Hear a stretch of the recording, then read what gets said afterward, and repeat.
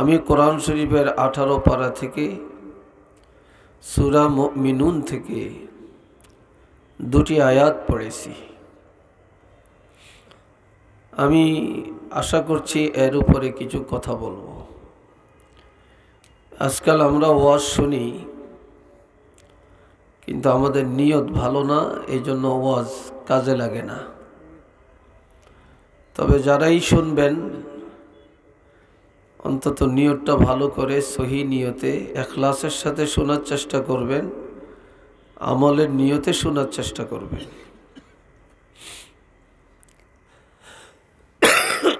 বর্তমানে ওয়াজের বাজার হয়ে গেছে এখন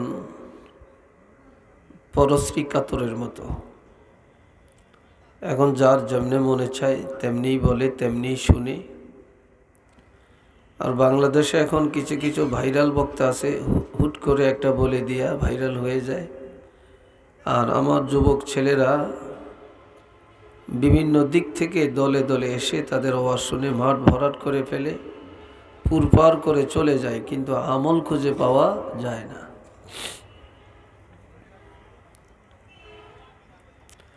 আল্লাহ পাক কারো সুরতের দিকে চান না, আল্লাহ কারো টাকা পয়সার দিকেও চান না, এটা আল্লাহ পছন্দ করেন না। ইন্নাল্লাহা লা ইয়ানজুরু ইলা সুওয়ারিকুম ওয়া আমওয়ালিকুম, নিশ্চিত আল্লাহ পাক কারো চেহারা এবং কারো টাকা পয়সা এগুলোর দিকে আল্লাহ তাকান না, আল্লাহ দেখেন না, এগুলো এটা আল্লাহ পছন্দই করেন না। ওয়ালাকিন ইয়ানজুরু ইলা কুলুবিকুম ওয়া আমালিকুম,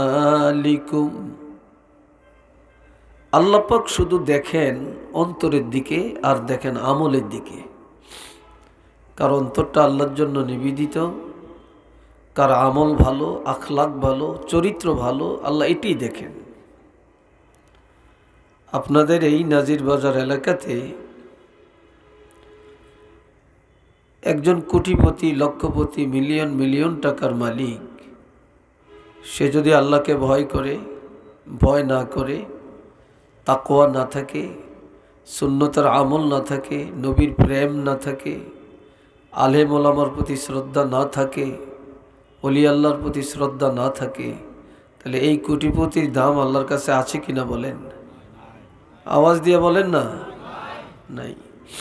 একজন খেটে খাওয়া মানুষ, ভিক্ষুক মানুষ, রিক্সা চালক যদি আল্লাহকে ভয় করে, নবীর প্রেম ভালোবাসা নিয়ে চলে, ওলি আল্লাহকে মহব্বত করে, কোরআন হাদিস মানে, হারাম থেকে বিরত থাকে, এই অসহায় গরিব মানুষটার ইজ্জত আল্লাহর কাছে আছে কিনা বলেন? হ্যাঁ, আল্লাহ পাকের কাছে তার ইজ্জতের কোনো শেষ নেই। হাজিরিন, এই জন্য অসহায় গরিব মানুষগুলো ধনীদের অনেক আগে জান্নাতে চলে যাবে, অনেক আগে চলে যাবে। আর দুনিয়াতে এখন তালাশ করলে কোনো মন্ত্রীর ছেলেকে ইমাম পাবেন না, কোনো এমপি সাহেবের, কোনো সচিব সাহেবের ছেলে করে আলেম পাবেন না, হাফেজ পাবেন না, বক্তা পাবেন না, মুফাসসির পাবেন না, প্রিন্সিপাল পাবেন না, প্রভাষক পাবেন না, মুহাদ্দিস পাবেন না। এই যত আলেম ওলামা যা দেখেন, ইমাম মুয়াজ্জিন যা দেখেন, মুফাসসির মুহাদ্দিস যা দেখেন, এরা অধিকাংশই গরিব এবং মধ্যবিত্তদের সন্তান। কথা সত্য কিনা বলেন? গরিব এবং মধ্যবিত্তদের সন্তানরা। আল্লাহর হাবিব রহমাতুল লিল আলামিন একদিন সাহাবীদের কাছে ওয়াজ করতেছিলেন। ওয়াজ করতে করতে করতে করতে এমন এক মর্মে স্পর্শী আলোচনার মধ্যে আসলেন, হঠাৎ করে আলোচনাটা বন্ধ করে দিয়ে নবী সোজা মসজিদের ভিতরে ঢুকে গেলেন, মসজিদে প্রবেশ করলেন। সাহাবায়ে কেরাম আশ্চর্য বোধ করলেন আর শুনলেন মসজিদে মধু পোকার আওয়াজের মতো একটা গুনগুন আওয়াজ হইতেছে, খুব মধুর আওয়াজ। আর একটা গ্রান ছড়িয়ে পড়ছে, যে গ্রানটা মেশক আম্বরের চাইতে আরো সুগ্রান। কিছুক্ষণ পরে আল্লাহর হাবিব আবার সাহাবীদের কাছে আসলেন, খুব হাসি খুশি এবং উজ্জ্বল অবস্থায়। সাহাবীরা প্রশ্ন করলেন, ইয়া রাসূলুল্লাহ, আপনি এত সুন্দর, এত মর্মস্পর্শী আলোচনা, এটা বন্ধ করে আপনি মসজিদের ভিতরে ঢুকলেন, আমরা একটা সুঘ্রাণ পাইলাম, মধুপোকার আওয়াজের মতো একটা গুনগুন আওয়াজ পাইলাম, এটা কিসের? তখন আল্লাহর হাবিব বলেন, আমি যখন তোমাদের কাছে আলোচনা করতেছিলাম, এমন সময় নজর করে দেখি হযরত জিবরাইল আলাইহিস সালাম ৭০,০০০ রহমতের ফেরেশতা নিয়ে আমার কাছে আসছেন। কত হাজার? ৭০,০০০। আপনাদেরকে প্রশ্ন করলে কেন জানি মুখ বন্ধ করে রাখেন, আমার সাথে একটু কথা বলবেন, প্রশ্ন করলে উত্তর দিবেন, এটাই কিন্তু আদব। আর আপনারা আলাদা হয়ে লাইনের মধ্যে কেন বসছেন? লেগে বসেন। আর বাহিরে যারা দাঁড়িয়ে আছেন, রাস্তাঘাটে আছেন, বাজার সংলগ্ন অসংখ্য মানুষ আছেন, একটু সময় দেন, আসেন আসেন, একটু বসেন, আলোচনা শুনেন। এখন বলে, আমি ফেরেশতা দেখে মসজিদে প্রবেশ করলাম, আর তোমরা যে গুনগুন আওয়াজটা শুনছো, এটা হলো কোরআন তেলাওয়াতের আওয়াজ। হযরত জিবরাইল আলাইহিস সালাম এইমাত্র আমার কাছে কোরআন তেলাওয়াত করলেন, কোরআনের 10টি আয়াত একসাথে আমাকে শুনাইলেন। কয়টি আয়াত? 10টি আয়াত। আর যে গ্রানটা পেয়েছো, এই গ্রানটা হচ্ছে, তোমরা তো লৌহে মাহফুজ দেখো না, কোরআনের বাড়ি তো লৌহে মাহফুজ, এই লৌহে মাহফুজের একটা গ্রান তোমরা পেয়ে গেলা। আল্লাহ কি এই জমিনের মধ্যে আরশে আজিমের গ্রান, লৌহে মাহফুজের গ্রান ছড়িয়ে দেওয়ার মতো ক্ষমতা আল্লাহর কাছে নাই? আছে। এই 10টি আয়াত একসাথে নাজিল করছেন। এই সাথে ৭০,০০০ ফেরেশতা একটা মিছিল দিয়া, একটা স্লোগান দিয়া, একটা আওয়াজ দিয়ে গেছেন, একটা সুসংবাদ প্রকাশ করছেন। কি সেটা? বলে ৭০,০০০ ফেরেশতা বলেছেন, এই নবীর উম্মতেরা সবচেয়ে বড় ভাগ্যবান। সালাসা মাররাতিন, 3 বার বলছেন। কয়বার? এই নবীর উম্মতেরা ভাগ্যবান, যেই নবীর উপরে আল্লাহ নাজিল করেছেন 30 পারা কোরআন। এই নবীর উম্মতেরাই সবচেয়ে ভাগ্যবান, যেই নবীর উপরে আল্লাহ 30 পারা কোরআন নাজিল করছেন। সবাই আওয়াজ দিয়ে বলেন সুবহানাল্লাহ। এখন এই 10টি আয়াতের মধ্যে প্রথম যে আয়াতটা, সেটা হচ্ছে কদ আফলাহাল মুমিনুন।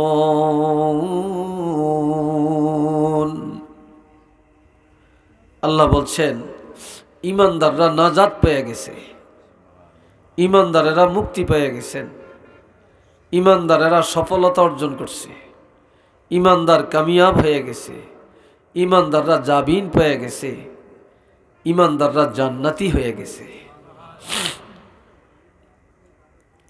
কেন? এই কেন এখানে 7টা কারণ।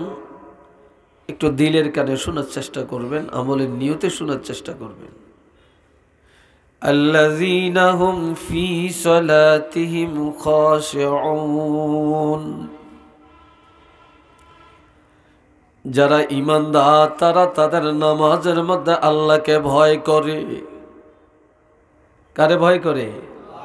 কেউ নামাজ পড়ে সমাজ রক্ষা করার জন্য, কেউ নামাজ পড়ে অহংকার এবং রিয়া করার জন্য, আর কেউ নামাজ পড়ে আল্লাহকে পাওয়ার জন্য, আল্লাহকে ভয় করে নামাজ পড়ে। নামাজ পড়াটা, এই নির্দেশটা কোনো মানুষের না আল্লাহর? চিল্লিয়ে বলেন কার? আল্লাহর। আর নামাজের মধ্যে আল্লাহ আমাদের সাথে আছে কি না? হ্যাঁ, আল্লাহ আমাদের কাছে আছেন না? আমরা যখন নামাজে দাঁড়াই, এই নামাজটা তো আল্লাহর সাথে দিদার। নামাজটা কি? এটা আল্লাহর দিদার। কিন্তু সেখানে আমরা নামাজে দাঁড়াই, আমাদের মন মানসিকতা ধ্যান খেয়াল আল্লাহর দিকে থাকে না। আমাদের খেয়াল থাকে টাকার দিকে, আমাদের খেয়াল থাকে সিলেট শহরের দিকে, আমাদের খেয়াল থাকে জমিনের ফসলের দিকে, আমাদের দৃষ্টি থাকে স্ত্রীর দিকে, স্ত্রীর নজর থাকে স্বামীর দিকে, আমাদের খেয়াল থাকে কোটিপতি হওয়ার দিকে, আমাদের দৃষ্টি থাকে আমেরিকা কবে যাব, তারপর ভিসাটা জানি পাইনি, তারপরে ইয়া হয়েছে মামলা হয়েছে, মামলা জানি ঠিকই নি। এই চিন্তা দ্বারাই আমরা নামাজ পড়ি। কথা ঠিক না? এই ভাইরারে আমার, ইমানদারেরা কারো ভয়ে নামাজ পড়ে না, কাউকে দেখানোর জন্য নামাজ পড়ে না, নামের জন্য নামাজ পড়ে না। ইমানদারেরা আমার আল্লাহকে পাওয়ার জন্য আল্লাহর ভয়ে নামাজ আদায় করে। কার ভয়ে? আল্লাহর ভয়ে নামাজ পড়ে, আল্লাহকে পাওয়ার জন্য নামাজ পড়ে। এই জন্য রাসূল বলছেন, قال رسول الله صلى الله عليه وسلم من أحسن وضوءهن وصلاهن لوقتهن وأتم ركوعهن وخشوعهن كان له على الله عهد أن يغفر له ومن لم يفعل ذلك فليس له على الله عهد إن شاء غفر له وإن شاء عذبه। আল্লাহর হাবিব ইরশাদ করেন, যে ব্যক্তি নামাজ পড়বে, নামাজের আগে যে ভালো করে ওযু করে। কি করে? নামাজ পড়া যেমন ফরজ, ওযু করাও, কথা বলেন, ওযু করা কি? ওযু করাটাও তেমন ফরজ। নির্দিষ্ট সময় নামাজের মধ্যে দাঁড়িয়ে গেল, গড়িমসি করে না। কিছু আছে ঘড়ির দিকে চায়, সূর্যের দিকে তাকায়, এখনো সময় আছে, ঠিক না? বলে এখনো সময় আছে। এই গড়িমসি করতে করতে অনেক সময় নামাজের টাইমও হারিয়ে ফেলে। গড়িমসি করলো না, জাস্ট টাইমে নামাজ আদায় করলো, রুকু সেজদা সঠিকভাবে আদায় করলো। কেউ রুকু করে সেজদা করে মনে হয় যেন পাখিয়ে খানা খায়, ঠিক নেই। রুকুর মধ্যে একটা তরতিব আছে, সেজদার মধ্যে একটা তরতিব আছে। এরপরে ধৈর্যের সাথে আল্লাহকে ভয় করে নামাজ আদায় করল। আল্লাহ ওয়াদা করেছেন, এমন নামাজি নামাজ পড়ে যখন সালাম ফিরাবে সাথে সাথে আল্লাহ পাক তার গুনাহ খাতা ক্ষমা করে দিবে। এটা আল্লাহর ওয়াদা, আল্লাহ তাকে ক্ষমা করবেন। এই ওয়াদাটা কার? ওমান লাম ইয়াফআল যালিক, আজ যে ব্যক্তি এভাবে নামাজ পড়বে না, ফালাইসা লাহু আলাল্লাহি আহদুন, আল্লাহ যে তাকে ক্ষমা করবেন এই অঙ্গীকারও আল্লাহ করেন না। ইনশাআ গাফারা লাহু, আল্লাহ যদি চান কোনো ওসিলায় ক্ষমা করতে না পারেন, ওয়া ইনশাআ আযাবাহু, কঠিন আযাব দিতে পারেন। তবে বেনামাজি ক্ষমা পাবে এই অঙ্গীকার আল্লাহ করেন না, নামাজিরা ক্ষমা পাবেন এই অঙ্গীকার আমার আল্লাহ করেছেন। একটু আওয়াজ দিয়া বলবো সুবহানাল্লাহ। এই ওয়াদা কার? আল্লাহ। আমরা জান্নাতে যাইতে চাই, কি বলেন? যাইতে চান না? রাসূল বেশি না, খুব বেশি না, আপনি সারা রাত ইবাদত করবেন না, সারা দিন করবেন, দরকার নাই। قال رسول الله صلى الله عليه وسلم صلوا خمسكم, নবীজি বলেন উম্মতেরা 5 ওয়াক্ত নামাজ সঠিকভাবে আদায় করো। ওয়াসুমু শাহরাকুম, রমজান মাস যখন এসে যাবে, বছরে 1 মাস সহিভাবে রোজা পালন করো। ওয়াদ্দু যাকাতা আমওয়ালিকুম, আর যদি যাকাতের হকদার হয়ে থাকো, কাবিলিয়ত অর্জন করে থাকো, তাহলে বছরে 1 বার যাকাত আদায় করো।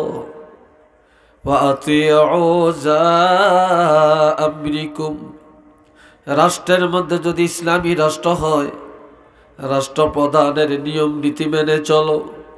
যেই দেশে ইসলামের নীতিতে দেশ চলে না, সেখানে ওলামায়ে কেরাম, আউলিয়ায়ে কেরামের কোরআন হাদিসের হক কথাগুলো শুনে শুনে বাড়িতে গিয়ে আমল করো। আমি রাসূলুল্লাহ ঘোষণা দিলাম, কেউ বাধা দিতে পারবে না।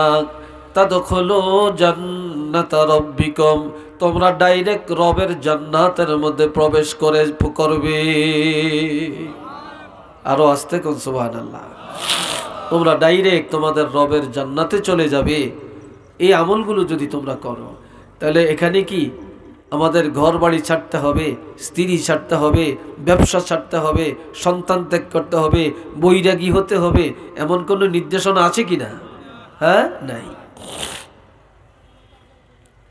এ ভাইরা আমার,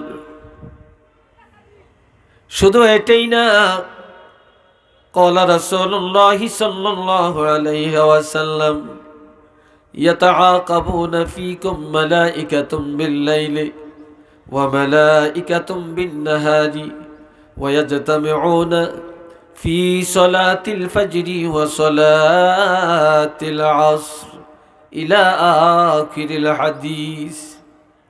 আজগা বহু যুবক, বহু মানুষ আসবেন, ওয়াজ শুনবেন, এখনো বসে ওয়াজ শুনতেছেন, আলহামদুলিল্লাহ। এখানে যারা আছেন এদের মধ্যে অনেকে আছেন এশার নামাজ পড়ে ওয়াজ শুনতে বসছেন। আবার কিছু তালাশ করলে আমার কলিজার টুকরা কিছু যুবক ভাই ঘরে, স্নেহের যুবক ছেলে ঘরে পাওয়া যাবে। তালাশ করলে আজকে 1 ওয়াক্ত পড়ছে, এই ইতিহাস পাইতেন না। কি কথা ঠিক কি না? আজকে এই পর্যন্ত 1 ওয়াক্ত নামাজ পড়ছে, খুঁজে পাবেন না। এমন আছে কিনা বলেন, জোরে বলেন, আছে কিনা? বহুত আছে। তারপর আমরা দোয়া করি আল্লাহ এদেরকে যেন কবুল করে, হেদায়েত দান করে, আমলের যোগ্যতা দান করেন। আল্লাহর হাবিব ইরশাদ করেন, দিনের বেলায় আল্লাহ একদল ফেরেশতা জমিনে পাঠিয়ে দেন, আবার রাত্রি বেলায় আর একদল পাঠান।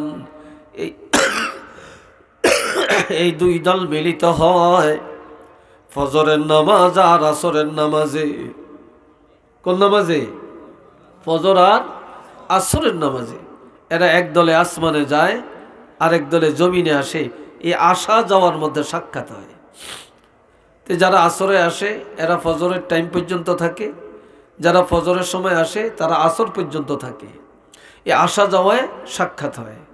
তো সারা দিনের আপনি কি আমল করলেন, আপনি কি করলেন, কি ভালো করলেন না মন্দ করলেন, মানুষের উপকার করলেন না ক্ষতি করলেন, আপনি ইমানি দায়িত্ব পালন করলেন না শিরক কুফরি করলেন, আপনার পুরাটা জীবনের, পুরাটা দিনের আমল ফেরেশতারা আল্লাহর কাছে নিয়ে যায়।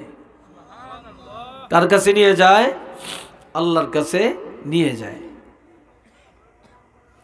আমরা তো ভাবছি মনে যা চাই তাই করি, কিন্তু আমাদের প্রত্যেকটা কথা, প্রত্যেকটা কাজ, প্রত্যেকটা আমল সাথে সাথে আল্লাহর দরবারে পৌঁছতেছে এবং রেকর্ড হইতেছে, তাই না?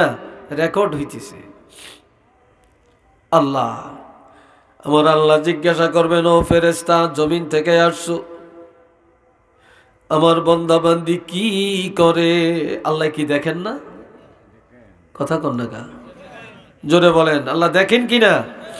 আল্লাহ দেখেন। এরপরও আল্লাহ ফেরেশতাকে প্রশ্ন করার অর্থ ফেরেশতাদের জবানে বন্দার প্রশংসা আসুক, বন্দার প্রশংসা আসুক।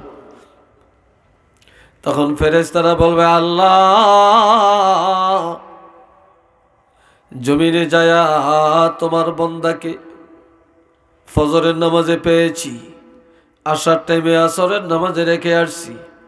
আর এক দলে বলবে, আল্লাহ, জমিনে যায়া আসরের নামাজে পেয়েছি, আসার টাইমে ফজরের নামাজে রেখে আসছি।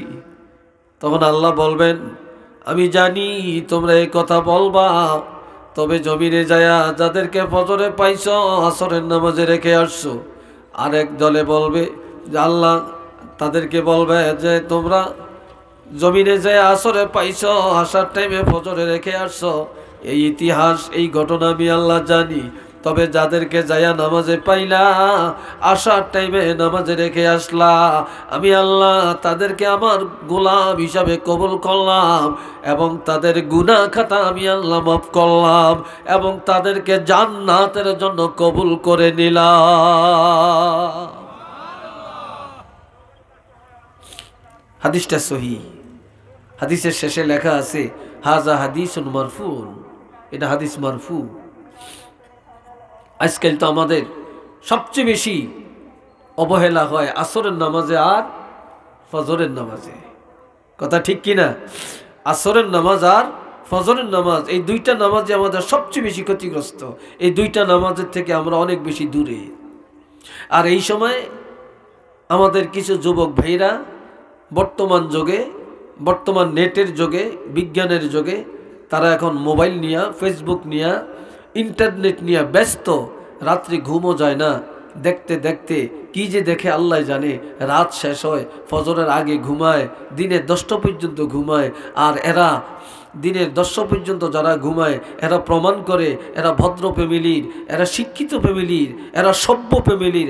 আসলে এরা যোগ্য না, এরা শিক্ষিত না, এরা সভ্য না, এরা সমাজে সবচেয়ে বেশি অসভ্য। এই কথা ঠিক কিনা বলেন? এরা সবচেয়ে বেশি অসভ্য, এরা সবচেয়ে নিম্ন মানের, নিম্ন ফ্যামিলির সন্তান হতে পারে, কোনো দামি ফ্যামিলির সন্তান এটা করতে পারে না। এই ভাইরা আমার, আরেকটা হাদিসের মধ্যে রাসূল বলেছেন, ক্বালা রাসূলুল্লাহ সাল্লাল্লাহু আলাইহি ওয়াসাল্লাম, মান তারাকা সালাতান মুতাআম্মিদান ফাকাদ কাফার। যে ব্যক্তি ইচ্ছা করে নামাজ ছেড়ে দিল, সে কুফরি করলো। যারা বলে সে কি করলো? যে নামাজকে অস্বীকার করলো, নামাজকে ছেড়ে দিল, সে আমার আল্লাহকেও ছেড়ে দিল। সে আল্লাহর সাথে কুফরি করলো, আল্লাহর বিধানকে সে অস্বীকার করলো। আল্লাহ, একটা লোক দিনের 2টা বাজে ঈমান আনছে, সাথে সাথে তার উপর নামাজ পড়া ফরজ হয়ে গেছে। সে যদি কেরাত নাও জানে, শুধু রুকু সেজদা করে হলেও সে যদি নামাজটা পড়ে, হক আদায় হয়ে যাবে। একটা লোক দিনের 10টা বাজে রমজান মাসে ঈমান আনছে, ইফতার পর্যন্ত তার জন্য খানা নিষেধ হয়ে গেছে, সে এই দিনের 10টাই সে নিয়ত করবে এবং তার রোজার হক আদায় হয়ে যাবে। কিন্তু সে দিনের 10টায় ঈমান আনছে, এখন আর খাইতে পারবে না, খাওয়া নিষেধ হয়ে গেছে তার জন্য। আমরা ঈমানদার, আমাদের প্রতি কি বিধান আমরা সেটা মানার চেষ্টা করি না। আমরা সব মন গড়া চলছি এখন, সব মন গড়া চলছি এখন। 2 নম্বরে আমি এই বিষয়ে আলোচনা করলে আমার অনেক সময় লাগবে, আমি একটু টাচ দিলাম। ঈমানদারের প্রথম গুণটা হবে তারা নামাজ পড়বে, নামাজ আল্লাহকে ভয় করে পড়বে, আল্লাহর জন্য নামাজ পড়বে। তাদের মধ্যে রিয়া থাকবে না, অহংকার থাকবে না, লৌকিকতা থাকবে না। তারা নামাজ আল্লাহর দিদার, সেই দিদারের দিকে খেয়াল করে নামাজ পড়বে। আমরা কি এইভাবে নামাজ আদায় করতে চাই না? আওয়াজ দিয়া বলেন, আমরা কি চাই না? এই কথা বলেন না কেন? আমরা কি চাই না? আমরা চাই। মহিলাদেরকে আল্লাহ কি বলছেন? পুরুষরা তো সারা জীবন ওয়াজ শুনেন। অনেক মহিলারা কান পেতে থাকে, কিন্তু তারা তো ওয়াজ পায় না, আমাদের জন্য কিছু বলে না। অথচ আল্লাহ কোরআন শরীফে বলছেন, ওয়াকারুনা ফি বুয়ুতিকুন্না ওয়ালা তাবাররাজনা তাবাররুজাল জাহিলিয়াতিল উলা ওয়া আকিমনাস সালাতা ওয়া আতিনাজ যাকাতা ওয়া আতি'নাল্লাহ ওয়া রাসূলা। আল্লাহ বলছেন, এ দুনিয়ার ঈমানদার মহিলারা, তোমরা ঘরের মধ্যে অবস্থান করো, অর্থাৎ পর্দার মধ্যে থাকো, আড়ালে থাকো, বাউন্ডারির ভিতরে থাকো। ওয়ালা তাবাররাজনা, ঘরের বাহিরে যাও না। পর্দার বাহিরে, আড়ালের বাহিরে যাইও না। তবে যাওয়াটা আমি আল্লাহ নিষেধ করি না। যেতে পারবা, তবে জাহেল যুগের নারীদের মতো, অসভ্য নারীদের মতো, জিনত প্রকাশ করে যায় এমন নারীদের মতো, ইহুদি নাসারার মতো তোমরা খোলা মাঠে হাটে বাজারে দৌড়াইও না।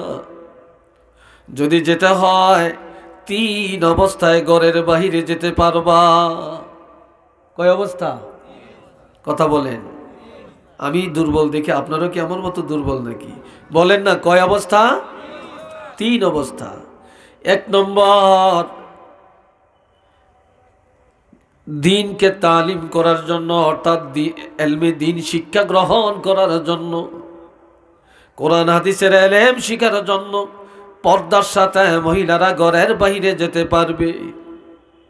2 নম্বরে, চিকিৎসার জন্য পর্দার সাথে ঘরের বাইরে যেতে পারবে।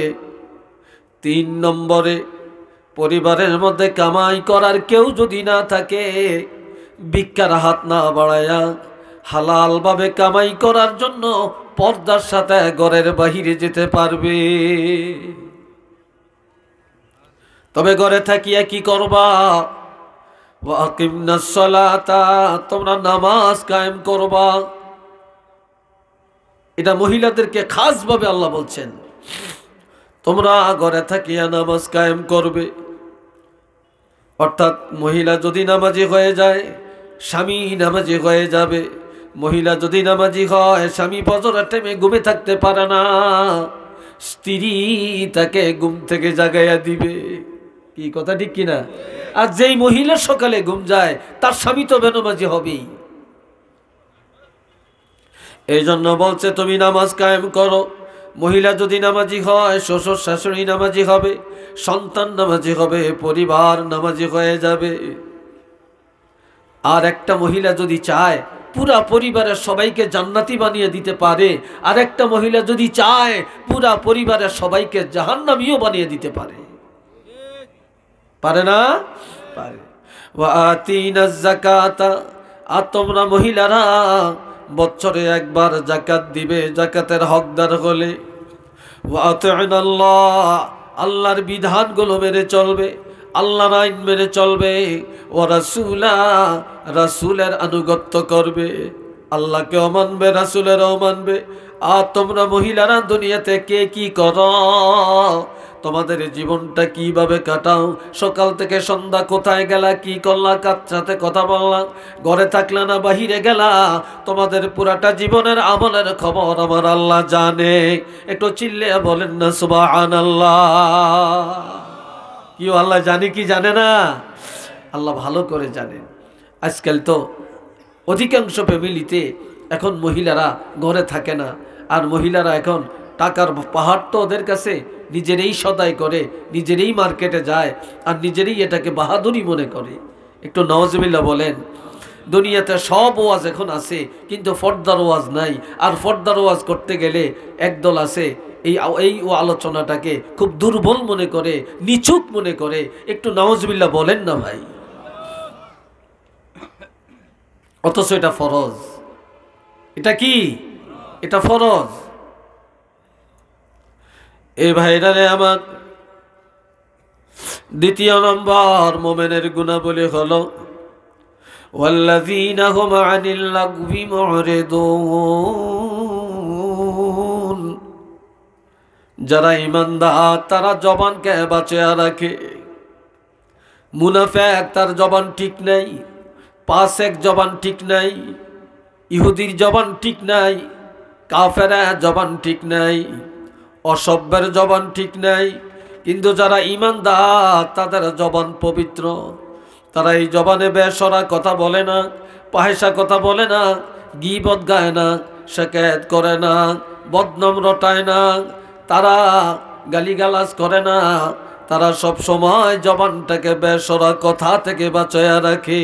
একটু চিল্লিয়া বলেন না সুবহানাল্লাহ।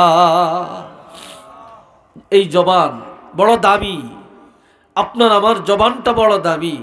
যদি জান্নাতে যেতে হয় 2টা জিনিস, চিল্লিয়া বলেন কয়টা? আওয়াজ দিয়ে বলেন কয়টা? 2টা। বেশি লাগবে না, খুব বেশি লাগবে না। ভয় পাওয়ার কিছু নাই, সহজ আমাদের ইসলাম, ইসলামের বিধানগুলি একবার অতীব সহজ। বুখারীতে হাদিস আছে, আল্লাহর হাবিব বলছেন, ক্বালা রাসূলুল্লাহ সাল্লাল্লাহু আলাইহি ওয়াসাল্লাম, মান ইয়াজমান লি মা বাইনা লাহিয়াইহি ওয়া মা বাইনা রিজলাই আজমান লাহুল জান্নাহ। আমার রাসূলের সাথে প্রমাণ, যে নারী পুরুষ তার জবান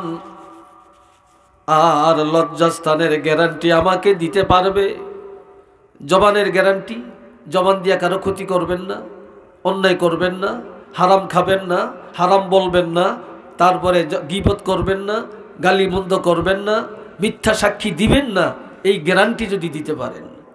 আর লজ্জাস্থান, এটা জিনার কাজে ব্যবহার হবে না, লজ্জাস্থানের তাড়নায় হারাম কাজ করবে না, এই গ্যারান্টি, তাহলে জবান আর লজ্জাস্থানের গ্যারান্টি আমি রাসূলকে যে দিতে পারবে, আজমানুলাহুল জান্নাহ, আমি রাসূল ওয়াদা করলাম ওই উম্মতের বেহেশতের গ্যারান্টি আমি দিতে পারব। এখানে আল্লামা শিব্বির আহমদ ওসমানী রহমতুল্লাহ আলাইহি তিনি মুসলিম শরীফের শরহার মধ্যে লিখেছেন যে কিয়ামতের ময়দানে যেই উম্মতের এই দুনিয়াতে জবান হেফাজত থাকবে, লজ্জাস্থান হেফাজত থাকবে, আল্লাহর হাবিব তাকে হাতে ধরে ধরে টেনে টেনে সরাসরি জান্নাতের মধ্যে পৌঁছিয়ে দিবে। আজ মুসলমানের জবান ঠিক নেই, আজ মুসলমানের লজ্জাস্থান ঠিক নেই, আজ মুসলমানের হারাম কাজ, জিনা, ব্যভিচার, অত্যাচার, নির্যাতন এই সমাজকে নাপাক করে ফেলছে। কি ভাই কথা সত্য কিনা বলেন? নাপাক করে ফেলছে। আর যত অন্যায়, যত অকারেন্স এই জবানের দ্বারা হচ্ছে, এই জবানের দ্বারা হচ্ছে। এই জন্য আল্লাহর হাবিব বলেন, যারা ঈমানদার তাদের কোয়ালিটি কোয়ান্টিটি, তারা কখনো বেহুদা কথা বলে না, বেসরা কথা বলে না, জবানকে বাঁচাইয়া রাখে, জবানকে নিরর্থক কথা, বেসরা কথা, কোরআন হাদিস বহির্ভূত কথা তারা কখনো এই জবানে উচ্চারণ করে না। এটা ঈমানের সবচেয়ে বড় একটা কোয়ালিটি। আজকাল তো এক জায়গায় বসলে আমরা এক কাপ চা খাই 5 টাকা, 10 টাকা, 20 টাকা দিয়া, আর এক কাপ চা খাইতে খাইতে আমরা কোটি কোটি টাকার গুনাহ কামাই করে ফেলি, ঈমান হারা কাজ করে ফেলি, আমলকে বরবাদ করে ফেলি আমরা অন্যের গীবত করে। কি কথা ঠিক না? আমরা অন্যের গীবত করে। আর বর্তমানে দেখবেন সুদখোরের সমালোচনা নাই, ঘুষখোরের সমালোচনা নাই, সিটারের সমালোচনা নাই, অসভ্যের সমালোচনা নাই, হারামখোরের সমালোচনা নাই, মদখোরের সমালোচনা নাই। সমাজে সবচেয়ে ভালো মানুষ যারা, ভালো আলেম যারা, ভালো ইমাম যারা, ভালো মুয়াজ্জিন যারা, ভালো হাজী সাহেব যারা, তাদের সমালোচনার অভাব নেই। কথা ঠিক না? ভালো মানুষের সমালোচনা বেশি হয়।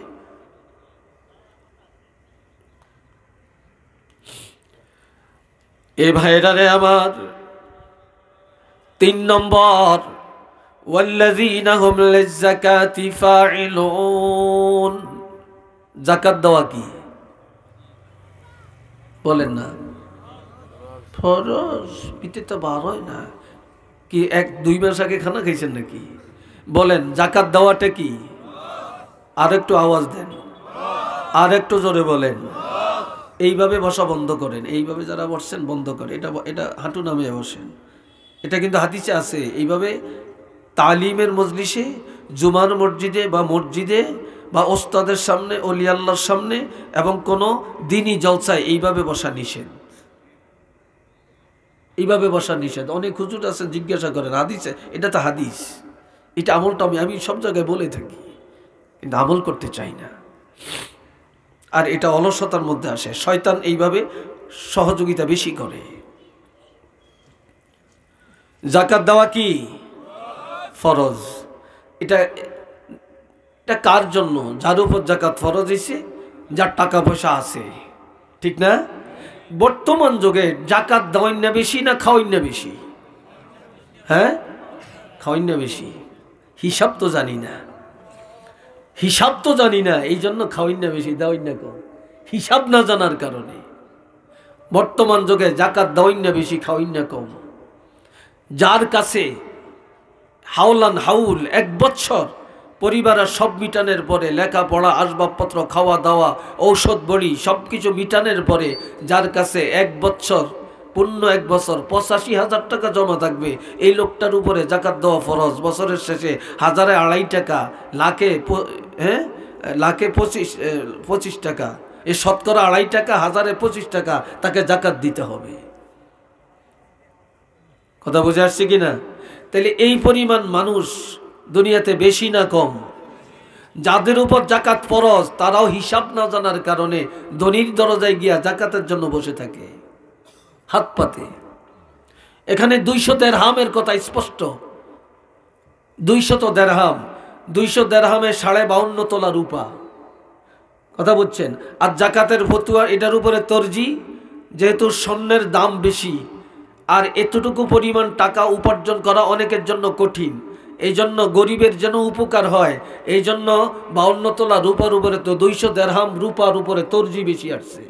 যার কাছে 200 দিরহাম রূপা মানে দ্যাট মিনস 52.5 তোলা রূপার মূল্য আছে, এই 52.5 তোলা রূপার মূল্য বর্তমানে 85,000 টাকা বা তার চাইতে সামান্য কম বেশি। তাহলে এই পরিমাণ মানুষের সংখ্যা কি আমাদের সমাজে কম? আরে কথা বলেন না, কম?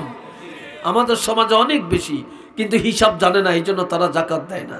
আবার কিছু মানুষ আছে ফেতরা খায়, জাকাত নেয়, কিন্তু তাদের উপরে ফেতরা ওয়াজিব, তারা ফেতরা দেয় না। এই কথা ঠিক কিনা? তারা ফেতরা দেয় না। আবার এমনও মানুষ আছে, আপনারা তো রাগ করবেন, আমার কিছু কোন ইচ্ছা কথা এসে যায়, হক কথা না বলে তো পারি না। কিছু মানুষ আছে আমাদের সমাজে এত ন্যারো মাইন্ডেড, এত নিকৃষ্ট যে তারা মানুষের হালাল জাকাতের টাকাগুলো নিয়ে একজনের থেকে 10,000, আরেকজনের থেকে 5,000, আরেকজনের থেকে 2,000, এইভাবে জাকাতের টাকাগুলো নিয়ে 50,000, 1 লাখ টাকা তার একটা ক্যাশ হয়ে গেল, ওই টাকা সে সুদে লাগায়, সুদে লাগায়, সুদে লাগায়। বিশ্বাস হয় আপনাদের? এখন আমার আল্লাহ বলছেন ওয়াল্লাযীনা হুম লিয-যাকাতি ফাঈলুন, এখানে ওয়াল্লাযীনা হুম লিয-যাকাতি আমিলুন এটা নাই, কিন্তু এখানে আছে আল্লাযীনা হুম লিয-যাকাতি ফাঈলুন।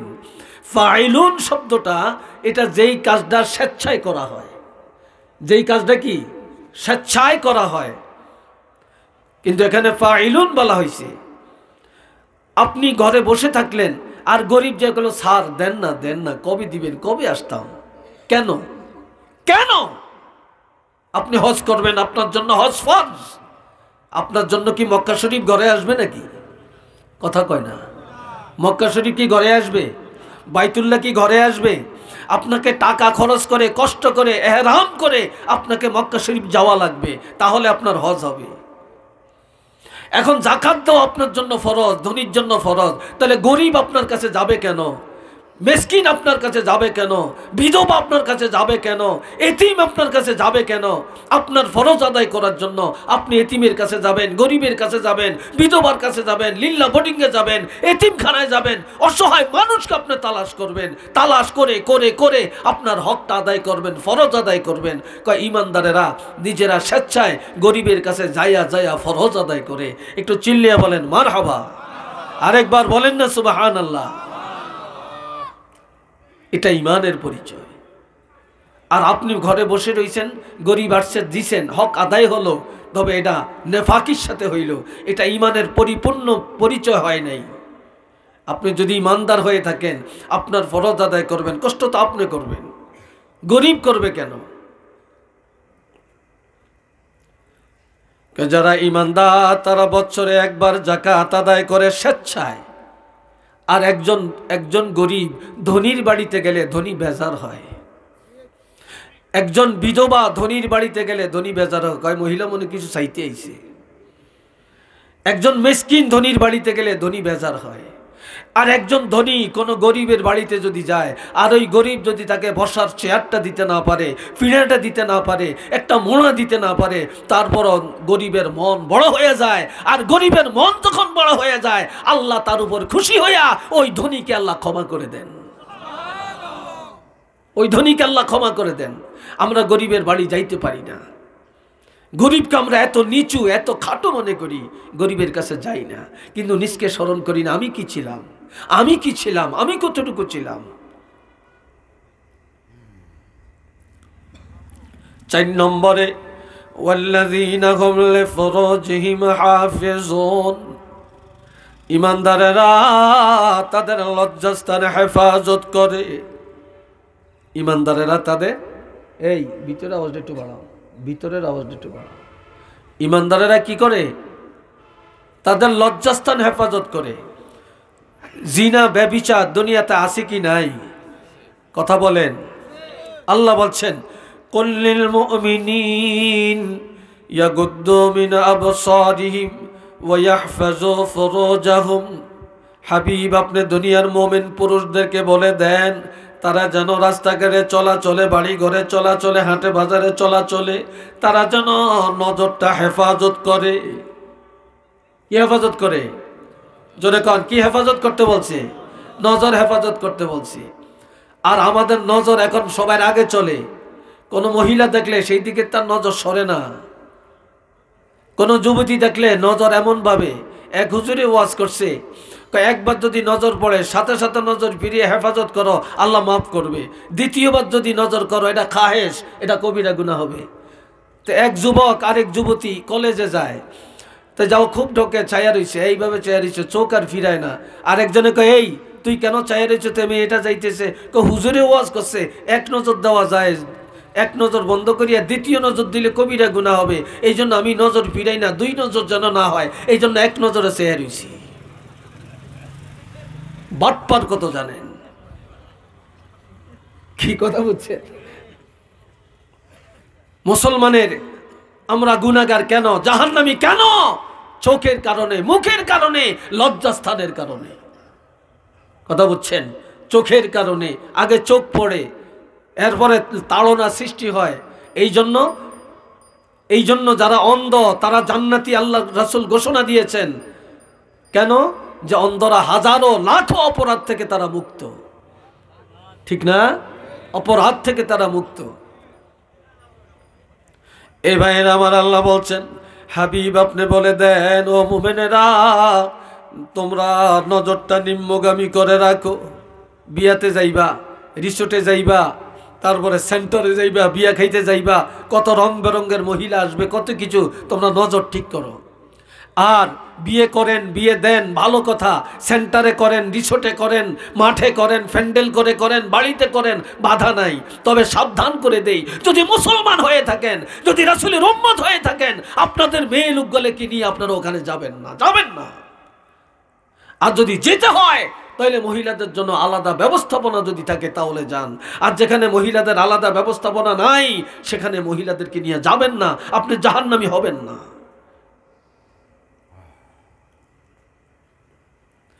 আল্লাহ এরপরে বলছেন ওয়াহফাজু ফুরুজাহুম, পুরুষদেরকে জানিয়ে দেন তারা যেন গুপ্তাঙ্গ হেফাজত করে রাখে। কি হেফাজত? গুপ্তাঙ্গ যেন হেফাজত করে রাখে, তারা যেন অন্যায় থেকে বেঁচে থাকে। যালিকা আজকা লাহুম, এটা তাদের জন্য মহা পবিত্রতা। একটু চিল্লিয়ে বলেন মারহাবা। আরো আস্তে কোন। এরপরে আল্লাহ বলছেন কুল্লিল মুমিনাত,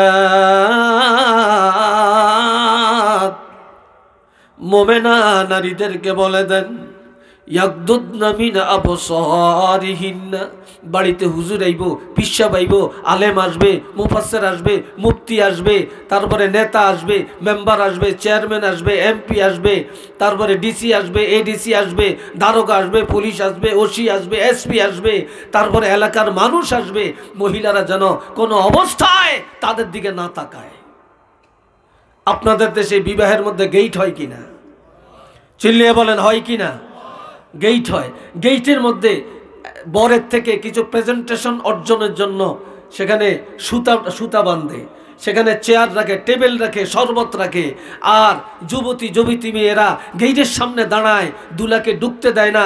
দুলা যদি 10,000 টাকা প্রেজেন্টেশন দেয় তাহলে ফিতা কেটে দেয়, ফিতা কাটিয়ে ঢুকতে হয়। এই সিস্টেম আছে কিনা আমি জানি না, জোরে বলেন আছে কিনা? এটা কোথায় আছে, কোথায় আছে বলেন, কে বলতে পারবেন? যদি বলতে পারেন আমি কান কেটে সিলেট থেকে বাড়িতে যাব।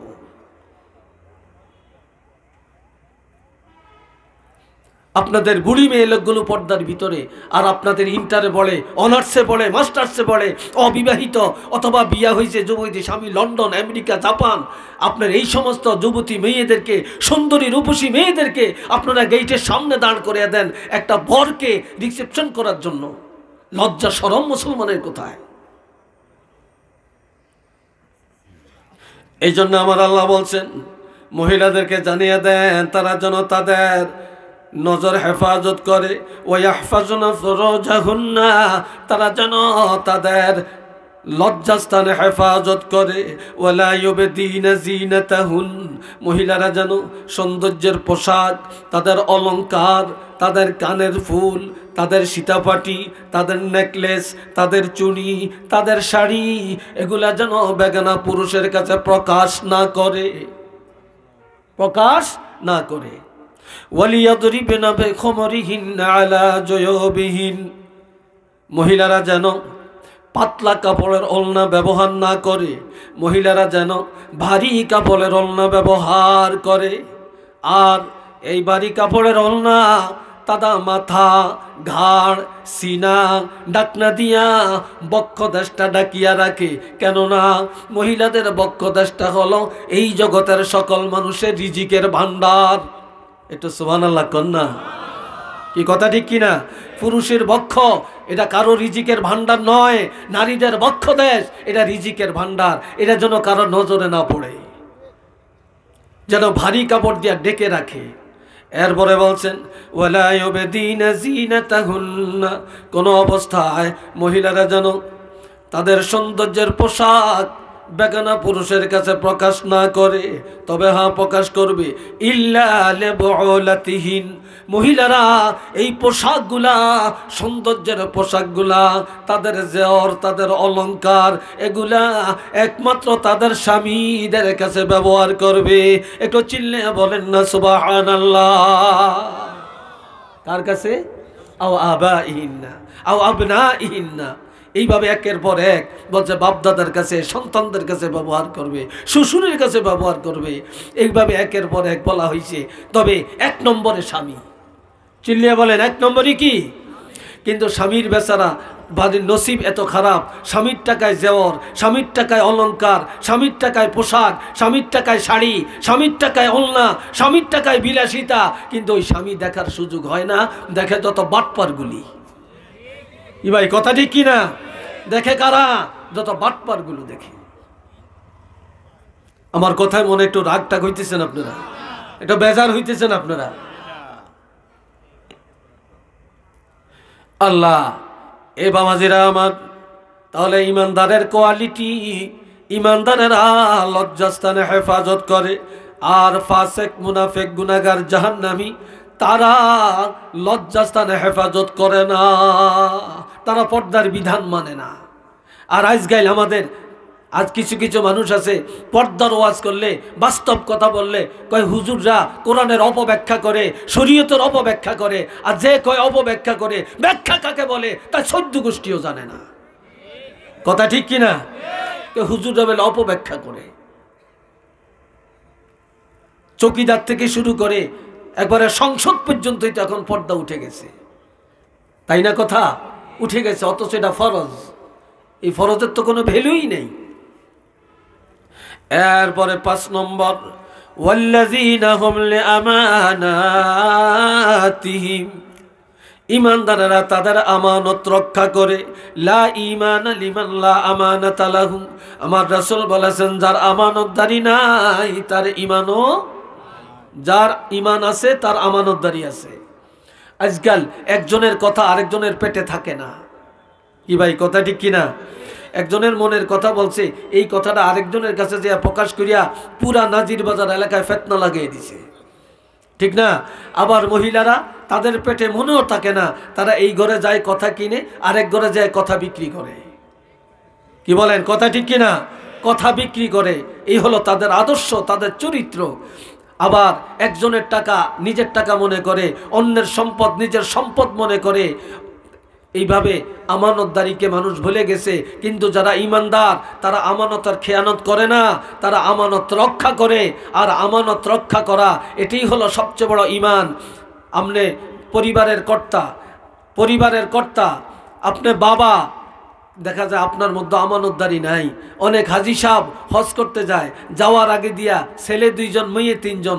নাজির বাজার একটা মার্কেট আছে, কয় আমি যদি হজ করতে যাই ফিরে আসতে না পারি, তাহলে তো আমার ছেলেরা মেয়েরা সবাই মার্কেটের মালিক হবে। তাহলে যাওয়ার আগে দিয়া ছেলেগো নামে মার্কেটটা দিয়ে যায়, মেয়ে ঘরে ঠগায়, মেয়ে ঘরে মাঠের মাঝখানে জায়গা দেয়, আর ছেলেগো নামে বাড়িটা আর মার্কেটের জায়গাটা রেজিস্ট্রি করিয়ে দিয়ে যায়। এই বাবা কি হাজি সাহেব না সিটার? কথা বলেন, এ কি ইমানদার না বাটপার? এর ঠিকানা কি বেহেশত না দোজখ? ভাগ তো আল্লাহ করে দিছে। আল্লাহর ভাগে হাত দেওয়ার অধিকার আপনাকে কে দিছে?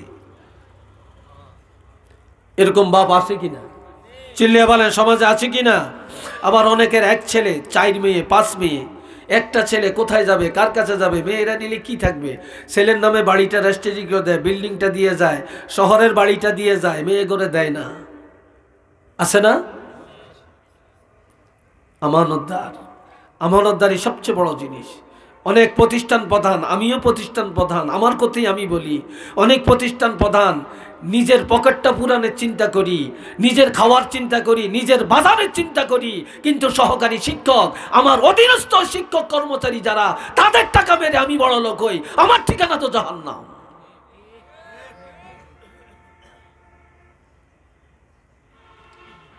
আপনি কার হক খাইলেন? আপনি তো আমানতদার। কিয়ামতের ময়দানে যে সর্বপ্রথম জান্নাতে যাবে আমানত রক্ষা করার কারণে যাবে, আর সর্বপ্রথম যারা জাহান্নামে যাবে আমানতের খেয়ানতের কারণে যাবে। কথাটা বুঝে আসছে? আল্লাহ কবুল করক, সবাই কোন আমিন। আর একটু জোরে কোন আমিন। মুহাব্বতে পড়েন সাল্লাল্লাহু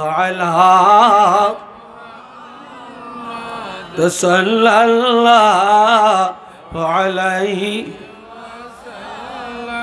সাল্লাল্লাহু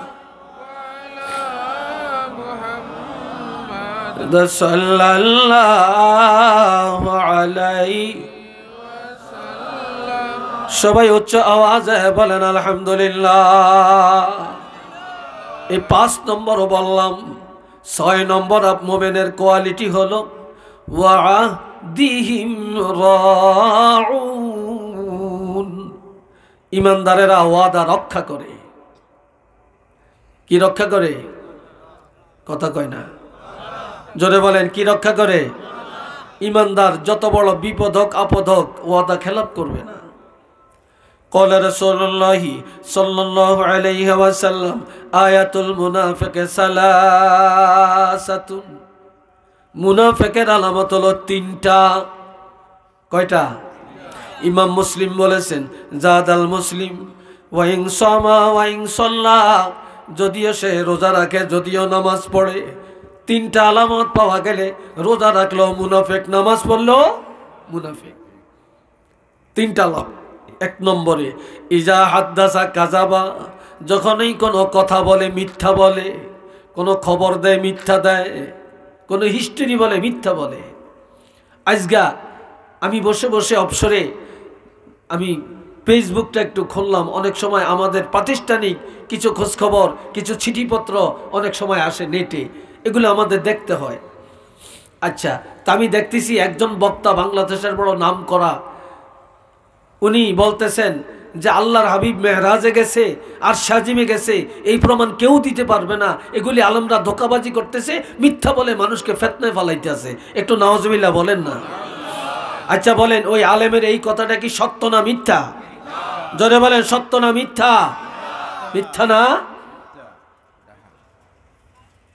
অথচ আল্লাহর হাবিব আর সাজিমে গেছেন, আল্লাহর সাথে দিদার করছেন। এটা তো একজনের কথা না, এটা তো অসংখ্য দলিল রয়ে গেছে। হেতে বেলে দলিল পায় না। এইভাবে তো ফিতনা লাগাইতেছে। এভাবে কি ফিতনা লাগাইতে আছে। এই ভাইরা রে আমার, মুনাফিকের আলামত হলো তিনটা। এটা এক নম্বরের আলামত। আর যারা মিথ্যা সংবাদ, যেটা কোরআনে আছে হাদিসে আছে, নাই কয়ে প্রচার করে, এটা মুনাফিকের আরো বড় আলামত। একটু নাউজুবিল্লাহ কন্যা, এটা আরো বড় আলামত। মুসা আলাইহিস সালাম উম্মতের জন্য দোয়া করছেন, তার জাতির জন্য দোয়া করছেন, দোয়া কবুল হয় না। আল্লাহ কয় দোয়া কবুল হবে না, তুমি 40 জন নিয়ে পাহাড়ে আসো, এই 40 জন নিয়ে দোয়া করলে দোয়া কবুল হবে। পাহাড়ে যাইয়া 40 জন নিয়ে দোয়া করছে, তাও দোয়া কবুল হয় না। মুসা নবী সেজদা যায় কান্দে, আল্লাহ এখন দোয়া কবুল করেন না কেন? আল্লাহ কয় এই 40 জনের মধ্যে একটা মুনাফিক আছে। কয়টা মুনাফিক? এই একটা মুনাফিকের কারণে দোয়া কবুল হয় না। আজকাল তো আপনারা পিসাবের দোষ দেন, হুজুরের দোষ দেন, ইমামের দোষ দেন, আলেমের দোষ দেন। আগের জমানায় হুজুরটা দোয়া করলে বৃষ্টি নাজিল হইছে, মানুষের বিপদ চলে গেছে। এখন হুজুরটা দোয়া করে, হুজুরকে দোয়া কবুল হয় না। হুজুররা ভালা না, নিজে যে ভালা, খুব ভালা, এটা বুঝায়। আসলে আজ আলেমগো দোষ না, আলেমদের দোয়া কবুল কেন হয় না?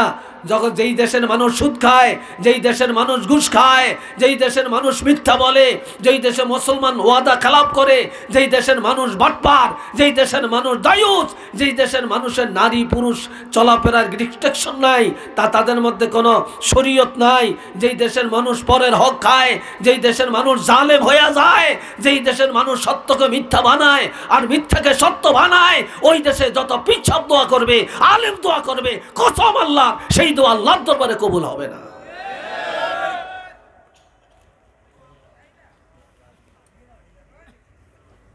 দোষ কি আলেমের?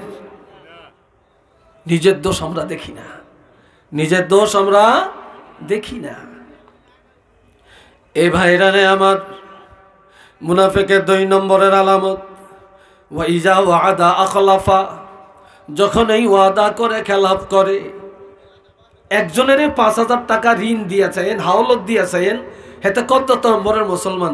আপনাকে যদি বলে আজকে কি বার? সোমবার, আজকে সোমবারে আপনার থেকে নিলাম, আগামী বৃহস্পতিবার 11টার আগে আপনার টাকা ঘরে চলে আসবে, মনে হয় যেন ফেরেশতা এত ভালো কথা কয় না।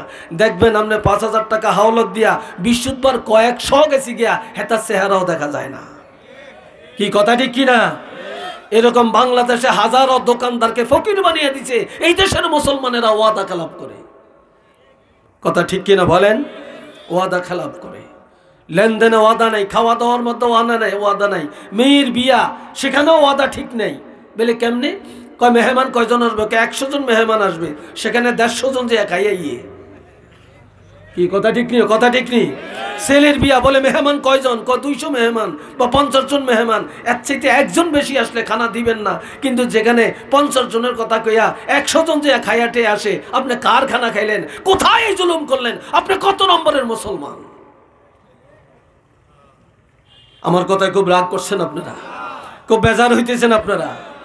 হবেন, আপত্তি তো নাই, এটা হক কথা, এটা আমার কথা না, এটা আল্লাহর কোরআন রাসূলের হাদিসের কথা আমি বলছি।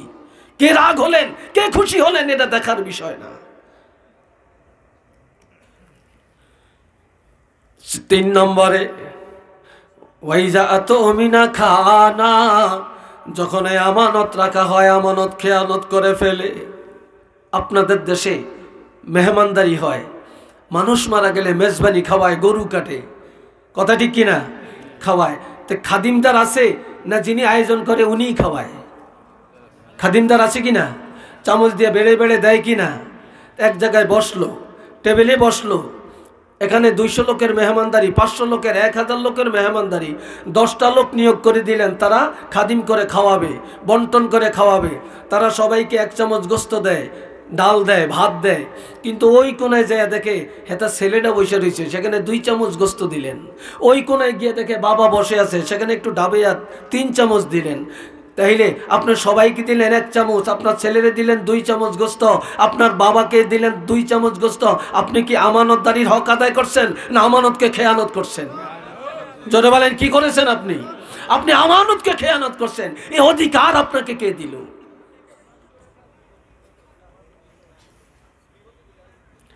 এই ভাইরা রে আমার, ধন্যবাদ। আমি আমার একটু ওয়াজের মাঝখানে একটু পান সালান লাগে, মাইন্ড করেননি আপনারা? চাই না আমার। এ বন্ধুরা রে আমার, এই আমানত রক্ষা করবেন, আমানত রক্ষা করবেন, আমানতের খেয়ানত করবেন না, কখনো করবেন না, কখনো করবেন না। রিজিকের মালিক আল্লাহ, আপনার ভাগ্যের মালিক আল্লাহ। কত মানুষ দেখছি পর রক্ষায় রাস্তা দিয়ে যাওয়ার সময় একটা না একটা বিপদে পড়ে গেছে। আমার এলাকাতে একজনে রমজান মাসে দোকানদারি করে। আমি জোহরের নামাজ পড়ে মসজিদ থেকে একটা দল নিয়ে আমি মার্কেটে গেলাম, বাজারে গেলাম, যে হোটেলগুলোর সামনে বললাম যে ভাই রমজান মাস, তুমি রোজা রাখো, তুমি মানুষকে খাওয়াচ্ছ কেন, তুমি এটা করো না, দোকান বন্ধ রাখো। তাই এক দোকানদার আমাকে বলে প্রতিদিন আমাকে 5 কেজি চাউল দিয়ে দিবেন, আমি আর দোকানদারি করবো না, আমার তো চাইলের ব্যবস্থা করতে হবে। আমি বললাম চলো, হ্যাঁ চাউলের ব্যবস্থা আমরা করব কেন, আমরা করব না।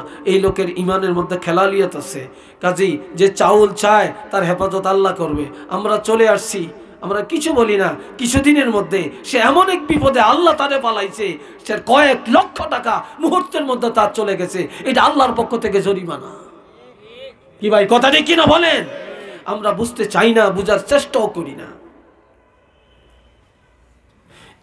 এরপরে আমার আল্লাহ বলেন ওয়াল্লাযীনা হুম আলা সালাওয়াতিহিম ইউহাফিজুন, ঈমানদারেরা 5 ওয়াক্ত নামাজের হেফাজত করে, টাইম টু টাইম নামাজ পড়ে। ফজরের টাইমে ফজর, জোহরের টাইমে জোহর, আসরের টাইমে আসর, মাগরিবের টাইমে মাগরিব, এশার টাইমে এশা, জুমার টাইমে জুমা। কিন্তু মুনাফিকরা নামাজ পড়ে ফরজ, সুন্নত পড়ে না। আর এই দেশের পাক্কা মুসলমান চিনার জন্য শুক্রবারে যারা মসজিদে যায়, ফরজও পড়ে, সুন্নতও পড়ে, এরা ইমানের পরিচয়। আর যেদিন দেখবেন শুধু ফরজ পড়ে, সুন্নত না পড়িয়ে আসতে বের হয়ে মসজিদ খালি করিয়া দেয়, চিনবেন এটা মুনাফিক। একটু নাউজুবিল্লাহ বলেন না। আর যেদিন মসজিদে কেউ মিষ্টি দেয়, সিন্নি দেয়, সেদিন মুসল্লি ভালো পাওয়া যায়। কি ভাই কথা ঠিক কিনা? সেদিন মুসল্লি ভালো পাওয়া যায়। তাইলে আপনি ফরজ পড়লেন, সুন্নত পড়লেন না, আপনার এই ফরজ তো আল্লাহ কবুল করবে না। আপনার নাম তো মুনাফিকের খাতায়। আর মুনাফিকরা 1 ওয়াক্ত পড়ে, আর 1 ওয়াক্ত পড়ে না। আর ইমানদারেরা 5 ওয়াক্ত পড়ে, 5 ওয়াক্ত নামাজের হেফাজত করে। এই 7টা গুণ। জোরে বলেন কয়টা? এই জোরে বলেন না কয়টা? 7টা। আমি আবার বলছি, এটা তাকরার করছি, এটা আমাদের টিচিংয়ের পদ্ধতি। আমরা যখন ক্লাস করি, ক্লাস শেষ হওয়ার পর্যায়ে আমরা আবার রিপিট করি, ছাত্রকে বোঝার জন্য, দিলে গেঁথে রাখার জন্য। 1 নম্বরে ইমানদাররা কামিয়াব হয়ে গেছে কেন? তাদের নামাজে আল্লাহকে ভয় করে। 2 নম্বরে ইমানদারেরা তাদের জবানটা বাঁচিয়ে রাখে, জবান দিয়ে গুনাহ করে না, কারো ক্ষতি করে না, গীবত করে না। 3 নম্বর, ইমানদারেরা স্বেচ্ছায় গরিবের দ্বার প্রান্তে গিয়ে ফরজ আদায় করে। 4 নম্বর, ইমানদারেরা লজ্জাস্থান হেফাজত করে, পর্দার বিধান মেনে চলে। 5 নম্বর, ইমানদারেরা ওয়াদা রক্ষা করে, ওয়াদা খেলাপ করে না। 6 নম্বর, ইমানদারেরা আমানত রক্ষা করবে, আমানত খেয়ানত করবে না। 7 নম্বর, ইমানদারেরা 5 ওয়াক্ত নামাজ যথাযথ টাইমে, নির্দিষ্ট টাইমে আদায় করবে। এই 7টা গুণ যখন হবে, তখন আল্লাহ ঘোষণা দিয়েছেন উলাইকা হুমুল ওয়ারিসুন, তারা ওয়ারিস। তারা কি? জোরে বলেন তারা কি? তারা ওয়ারিস, তারা উত্তরসূরি, তারা মালিক। কিসের মালিক? আল্লাযীনা ইয়ারিসুনাল ফিরদাউস, তারা জান্নাতুল ফিরদাউসের ওয়ারিস। আমরা আল্লাহর কাছে জান্নাত চাই, সবচেয়ে বড়টা চাবো না সবচেয়ে ছোটটা চাবো? সবচেয়ে দামি বেহেশতটার নাম কি? কথা বলেন, কি নাম? জান্নাতুল ফেরদাউস। আল্লাহ যেন আমাদেরকে জান্নাতুল ফেরদাউসের মালিক বানায়, আল্লাহ যেন প্রবেশ করায়। আমরা কি এটা আল্লাহর কাছে চাই না? যারা বলেন চাই না। কারা কারা চান? 2টা হাত তুলে একটু দেখাই আল্লাহকে। 2টা হাত তুলে। নারে তাকবীর, নারে রিসালাত, নারে রিসালাত। আল কোরআনের আলো, আল হাদিসের আলো। আল্লাহ কবুল করেন। সবাই বলেন আমিন। আর একবার বলেন আমিন। এখন এই জান্নাতে প্রবেশ হইয়া দুইকা এরপরে বের হয়ে যাবেন, এই জান্নাতে চিরদিন থাকবেন। আল্লাহ বলছেন হুম ফিহা খালিদুন, তারা চিরদিন এই জান্নাতে থাকবে। আল্লাহ তাদেরকে এই জান্নাত থেকে বের করবেন না। আল্লাহ পাক এমন কি জান্নাতে যে ঢুকবে, জান্নাতের মধ্যে জানালা আছে, এই জানালা দিয়া বাহিরের দিকেও তাকাবে না। আল্লাহ জান্নাত এমন সাজিয়ে রাখবে, এত নিয়ামত আল্লাহ দান করবে, জান্নাতের বাহিরে কি আছে এটা তাকানোর সুযোগও থাকবে না। একটু চিল্লিয়া বলেন না সুবহানাল্লাহ, আর একটু জোরে কোন সুবহানাল্লাহ। আজকে বলেন ভাই, আপনারা 5 ওয়াক্ত নামাজ পড়বেন কিনা? এই জওয়ানেরা পড়বেন কিনা? কিয়ামতের ময়দানে বুখারী শরীফে একটা হাদিস আছে, আল্লাহ রাসূল বলেন, আন আবি হুরায়রা রাদিয়াল্লাহু তাআলা আনহু قال قال رسول الله صلى الله عليه وسلم سبعة يظلهم الله يوم لا ظل إلا ظله إمام عادل وشاب نشأ في عبادة الله إلى آخر। এটা মুত্তাফাকুন আলাইহি, বুখারী মুসলিমের হাদিস। হযরত আবু হুরায়রা থেকে হাদিস বর্ণিত, আল্লাহর হাবিব বলেন, যেদিন আল্লাহ পাকের আরশে আজিমের ছায়া ছাড়া আর কোনো ছায়া থাকবে না, সেই কিয়ামতের ময়দানে 7 শ্রেণীর মানুষ আল্লাহ পাকের আরশে আজিমের ছায়ার নিচে থাকবে। আরো আসতে কোন কয় শ্রেণী? তার মধ্যে এক প্রকার হলো ইমামুন আদিলুন, ন্যায় বিচারক।